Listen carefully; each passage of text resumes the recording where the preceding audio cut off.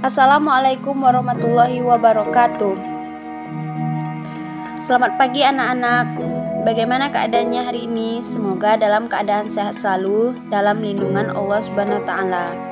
Baiklah, sebelum memulai pembelajaran hari ini, kita berdoa menurut kepercayaan masing-masing. Berdoa mulai. Berdoa selesai. Baiklah, sebelum kita memulai pembelajaran, Ibu ingin menanyakan kepada anak-anak semua. Ada yang tahu materi kita hari ini? Kalau ada yang tahu, silakan menjawab. Ya, materi kita hari ini adalah hubungan antara makhluk hidup dengan ekosistem. Ada yang tahu apa itu yang dimaksud dengan hubungan antara makhluk hidup dalam ekosistem?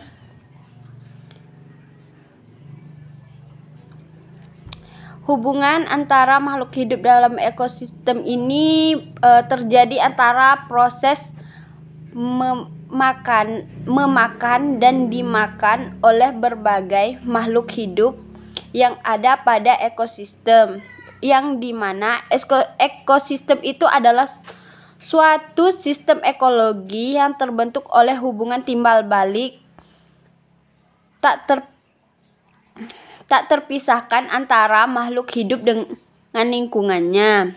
Ekosistem bisa dikatakan juga suatu tahanan kesatuan secara utuh dan menyeluruh antara segenap unsur lingkungan hidup yang saling mempengaruhi.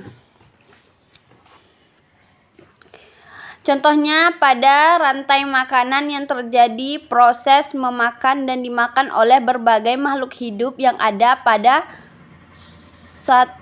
sebuah ekosistem. Anak-anak bisa dilihat pada gambar yang tertera di buku itu, yang dimana terlihat tumbuhan hijau menghasilkan makanan yang akan dikonsumsi oleh hewan konsumen tingkat pertama.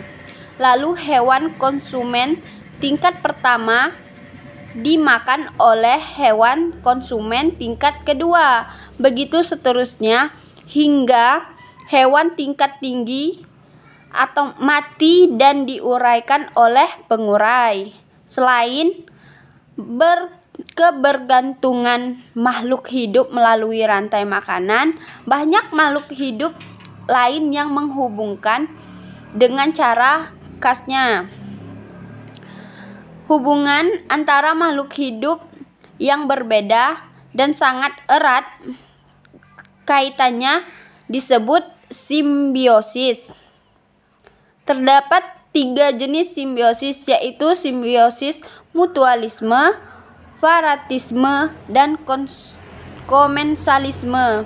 Anak-anak bisa lihat pada buku tersebut sudah ada dijelaskan apa itu mutualisme, yaitu adalah hubungan antara dua makhluk hidup yang saling menguntungkan. Contohnya hubungan antara burung jalak dan kerbau, yang dimana kerbau mendapatkan keuntungan karena kutunya berkurang, sedangkan burung jalak mendapatkan makanan. Yang kedua adalah komensalisme, yang dimana hubungan antara dua makhluk hidup dalam hal lain. Makhluk hidup yang satu mendapatkan keuntungan sedangkan makhluk hidup yang lainnya tidak dirugikan. Contohnya hubungan antara tumbuhan anggrek dan pohon yang ditumpanginya. Tumbuhan anggrek mendapat keuntungan karena dapat menumpang hidup pada pohon tersebut. Dan selama penumpangan tersebut, anggrek tidak merugikan pohon itu. Yang ketiga adalah parasitisme, yang dimana antara dua makhluk hidup. Dalam hal ini, makhluk hidup yang satu mendapatkan keuntungan, sedangkan makhluk hidup yang lain mendapatkan kerugian.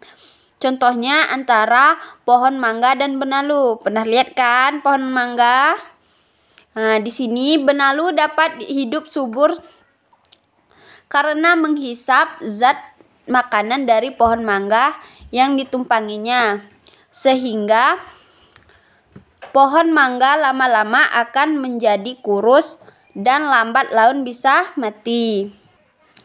Anak-anak bisa baca di buku untuk lebih jelasnya.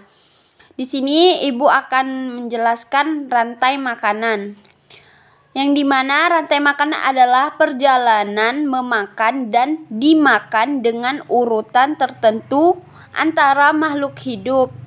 Sesuai pada gambar di atas, yang gambar di buku itu kalian bisa lihat contohnya seperti padi dimakan oleh tikus. Kemudian tikus dimakan oleh ular dan ular dimakan oleh burung elang.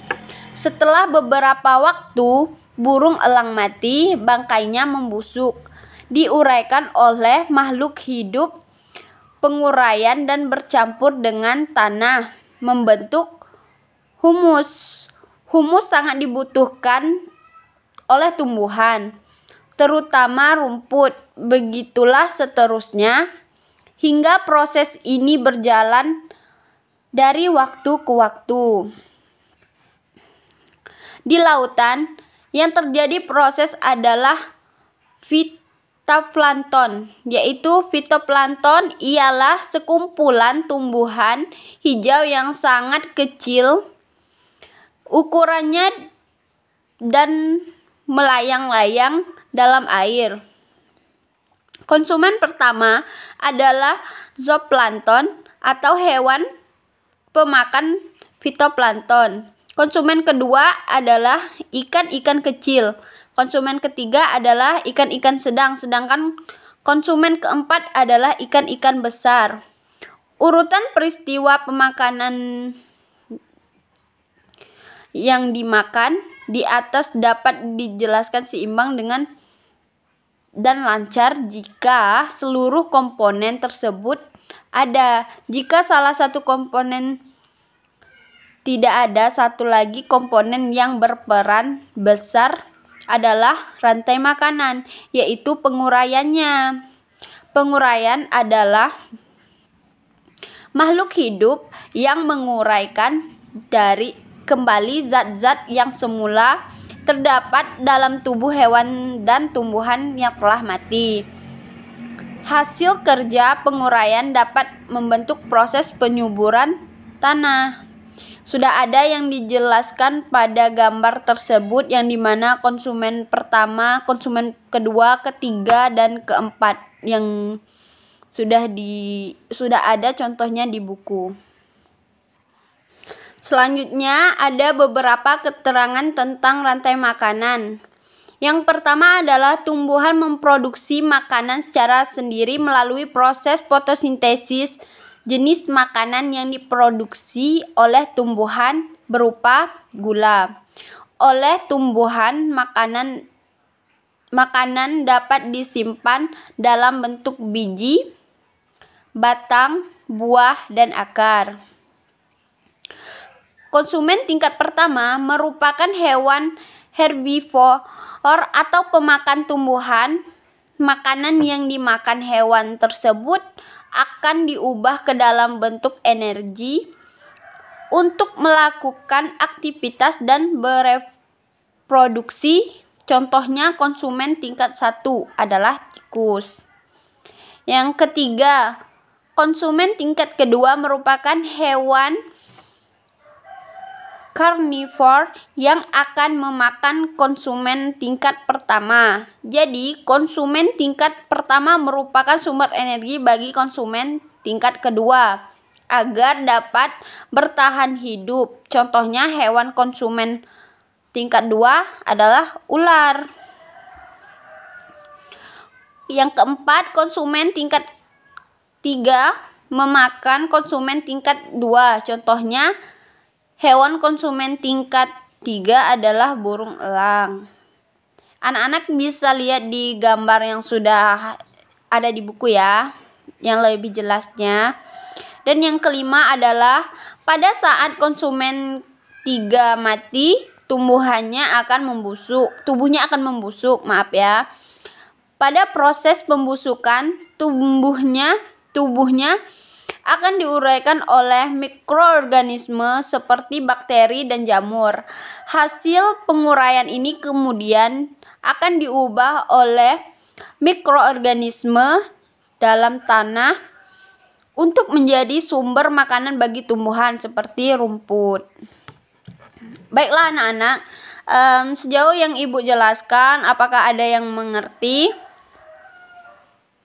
Atau ada yang ingin bertanya kalau kurang jelas?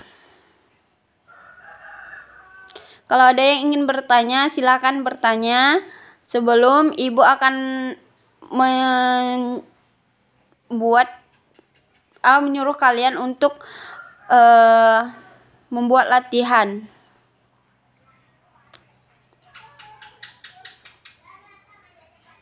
Baiklah, kalau tidak ada yang ingin bertanya, sepertinya sudah pada mengerti. Dan kalian bisa lihat pada buku tersebut sudah ada dijelaskan tentang rantai makanan, ekosistem, hubungan antara makhluk hidup dan ekosistem. Sudah ada semuanya di buku, jadi kalian bisa lihat contoh-contohnya. Jika tidak ada yang ingin bertanya, Ibu tutup pertemuan kita hari ini. Kalian silahkan mengerjakan soal yang telah Ibu berikan. Nanti dikumpulkan pada pertemuan selanjutnya. Baiklah, lebih terkurang Ibu mohon maaf. Ibu akhiri, wabillahi taufiq wa hidayah. Wassalamualaikum warahmatullahi wabarakatuh.